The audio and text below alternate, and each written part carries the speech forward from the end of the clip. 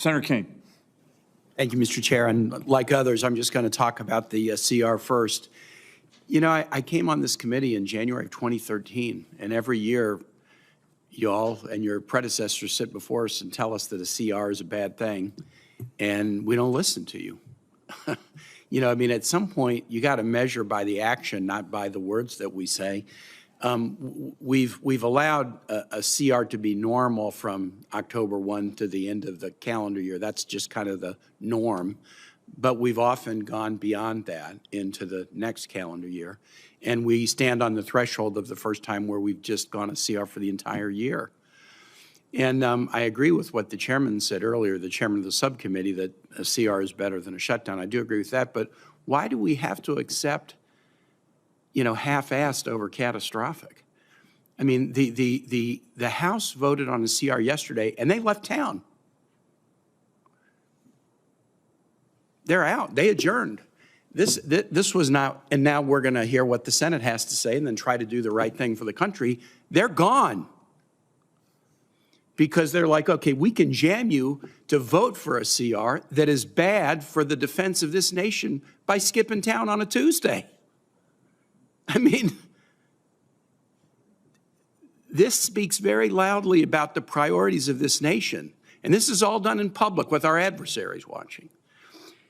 Admiral Kilby, I think you testified in your opening testimony that under a CR, 1/5 of our ships will miss their maintenance schedule. Did I hear that right? 11, specifically 11 ships, those maintenance availabilities are at risk.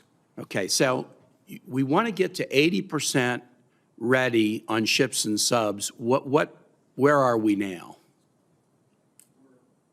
Depending on the day, around 67%. On both ships and subs, kind of right? Ships and submarines are a little less. Okay. What will 1/5 of our ships missing their maintenance schedule under the CR, what will that do to the quest to get to 80% readiness for ships and subs? Well, it'll certainly be a setback. We'll take a penalty there. We'll have to bow wave that maintenance to the next year, depending on the availability and scheduling of that ship.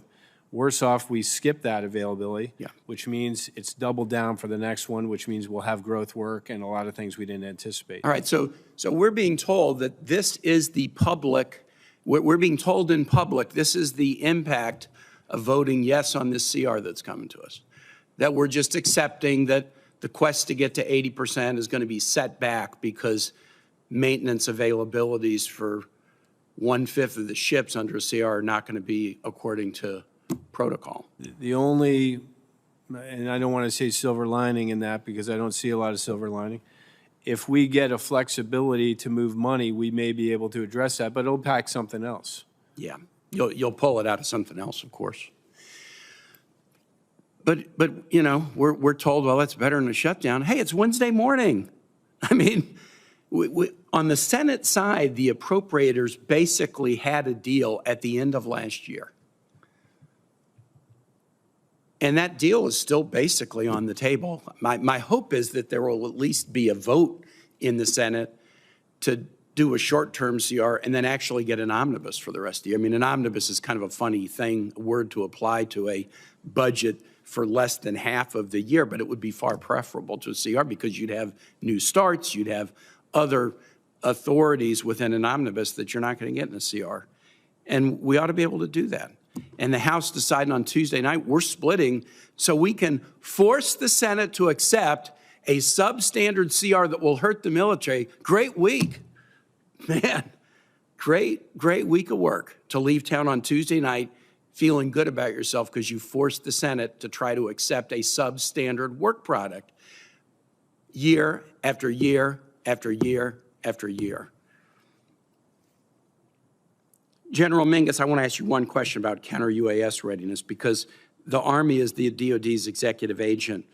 Talk to me about how you're ensuring coordination between the services in developing a joint counter small UAS doctrine and solutions to addressing the UAS threat. Thank you, sir.